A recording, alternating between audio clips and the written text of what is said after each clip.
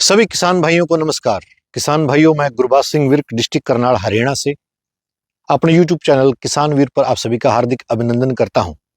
किसान भाइयों, आज जिस गेहूं की उन्नत किस्म की बिजाई कर रहे हैं वो भारतीय गेहूं जो अनुसंधान संस्थान करनाल के द्वारा सन 2023 में रिलीज DBW 372 की बिजाई कर रहे हैं। 4 एकड़ में हम इसका बीज उत्पादन कर रहे हैं।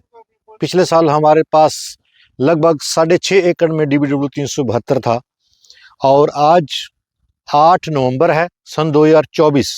जिस फील्ड में हम खड़े हुए हैं यहाँ पर हम इसकी बिजाई कर रहे हैं।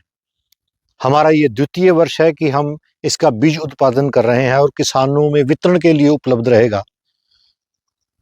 इस किस्म के बारे में एक आपको चौंकाने वाला मैं तथ्य बता दूं, ट्रेंडिंग में रही है ये किस्म अब की बार।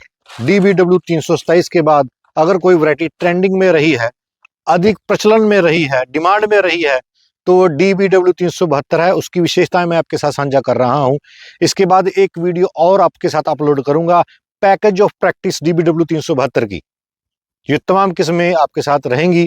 और किसान भाइयों, ये जो किस्म है ये भारत के उत्तरी पश्चिमी मैदानी एरियाओं के लिए रिलीज की गई है। कहने का भाव, हरियाणा, पंजाब, दिल्ली, कोटा की डिवीजन को छोड़कर पूरा राजस्थान, पश्चिमी उत्तर प्रदेश में झांसी की डिवीजन को छोड़कर पूरा पश्चिमी उत्तर प्रदेश, तराई का एरिया उत्तराखंड का, और हिमाचल के 2 जिले पांवटा साहिब और ऊना, 2 जिलों में इसकी सिफारिश की जाती है। जम्मू और कठुआ, जम्मू कश्मीर के 2 जिले हैं जहां पर इस किस्म की बड़े स्तर पर बोनी की बिजाई की सिफारिश की जाती है। किसान भाइयों, इसकी जो बिजाई का जो निर्धारित समय है वो 25 अक्टूबर से लेकर 10 नवंबर के बीच में संस्थान रिकमेंडेशन देता है। लेकिन मैं आप किसान भाइयों को यहाँ बता देता जाता हूँ कि ये जो किस्म है इसकी बिजाई आप 1 नवंबर से लेकर 15 नवंबर तक भी कर सकते हैं। इसमें सबसे महत्वपूर्ण विशेषता ये है कि ये कभी ना गिरने वाली किस्म है। आंधी, बारिश, तूफान जितना मर्जी आ जाए, इसमें गिरावट नहीं होती है, गिरती नहीं है। सबसे महत्वपूर्ण कारण ट्रेंडिंग में रहने का इसका ये मुख्य कारण रहा है। किसानों की चाहत में रही अब की बार DBW 372। हालांकि DBW 371 ने अधिक उत्पादन दिया पिछले साल और सभी को चुकाया उस वैरायटी ने। लगभग जब सीड लेने की बारी आई तो सोशल मीडिया पर इतना ज्यादा शोर मचाया गया इस वैरायटी को लेकर भी, इसमें ये गिरती नहीं है, इसलिए ये ट्रेंडिंग में चली गई और DBW 371 को पछाड़ती हुई चली गई। अपना श्रेष्ठ स्थान तीनों वैरायटियों में से DBW 70, 71, 72 में प्रथम स्थान पर आकर टिक गई। इसकी जो किसान भाई, इसका जो पौधे की ऊंचाई है वो लगभग 96 सेंटीमीटर है और इसलिए इसमें गिरती नहीं है। इसकी टिलरिंग बेशुमार टिलरिंग करती है, फुटाव बहुत अधिक स्तर पर होता है। किसान भाई मात्र 35 किलो बीज जीरो डिलेज के माध्यम से बिजाई कर सकते हैं। अगर किसान भाई सुपर सीडर के माध्यम से बिजाई कर रहे हैं तो किसान भाई इसमें 40 किलो बीज पर्याप्त रहेगा। आप बीज की मात्रा को बढ़ाने का प्रयास न करें क्योंकि इसकी जो टिलरिंग है वो बहुत ज्यादा है। आपके दोनों हाथ में भी इसकी टिलरिंग नहीं आती है, ये इतना ज्यादा फुटाव करती है। इसके जो 1000 दाने हैं किसान भाइयों, उनका जो वजन है वो 42 ग्राम है।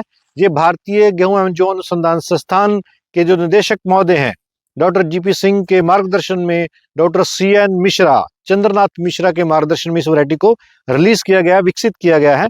और किसान भाइयों, इसका जो बालियां निकालने की अवधि है वो लगभग 105 दिन के आसपास ये बालियां निकालना प्रारंभ कर देती है। इसके पौधे का जो इसने पकने की जो दिन है वो लगभग 152 से 155 दिन में ये पक के तैयार होती है। तो किसान भाई कोशिश करें कि आप नवंबर के प्रथम सप्ताह में इसकी बिजाई करने का प्रयास करें। किसान भाइयों, संस्थान के द्वारा जो डाटा दिया गया है उसमें यह दर्शाया गया है कि यह प्रति हेक्टेयर 75 क्विंटल उत्पादन देने की औसतन जो उत्पादन है वो 75 क्विंटल है।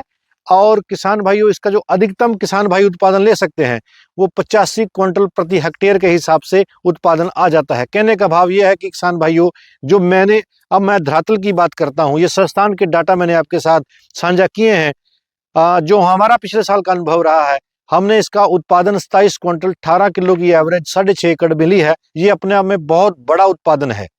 6.5 एकड़ का एवरोस्तन उत्पादन हमने लिया है। हालांकि हमारी जमीन थोड़ी हल्की थी, लेकिन हमारा जो प्रयास रहा उसको बुझाई को लेकर और माइक्रोन्यूट्रिएंट के स्प्रे और देखरेख बहुत शीर्ष था, इसलिए हमने 27 क्विंटल 18 किलो की एवरेज पिछले साल ली। इस साल भी हम 4 एकड़ एक जगह पर बिजाई कर रहे हैं और 3 एकड़ एक अलग हमारा प्लॉट है, वहां पर हम DBW 372 की बिजाई कर रहे हैं। 7 एकड़ में बीज का उत्पादन कर रहे हैं।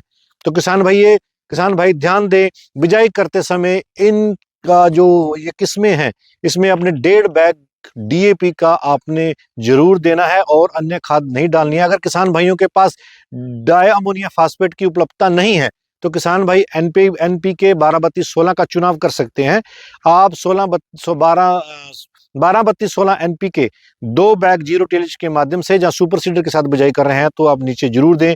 किसान भाइयों ध्यान रहे कि आपने पेंडामेथिलिन और प्रैक्सासुल्फान 60 ग्राम जो मोमी कीड़ा है, उस गुल्ली डंडा और चौड़ी पत्ती वाले खरपतवार हैं, उनका स्प्रे जरूर करें। ये तमाम बातें मैंने आपके साथ साझा करी। आज 4 एकड़ के आसपास हम बीज का उत्पादन कर रहे हैं। हमने जो बीज लिया है, संस्थान से बीज लिया है, उसके द्वारा बिजाई की जा रही है। बीज की उपलब्धता किसान भाइयों के लिए बनी रहेगी। माइक्रोन्यूट्रेंट्स और तमाम इस वैरायटी का जो पैकेज ऑफ प्रैक्टिस है वो भी आपके साथ मैं जानकारी साझा करूंगा। इसके साथ वार्ता को विराम देता हूं। जय जवान जय किसान।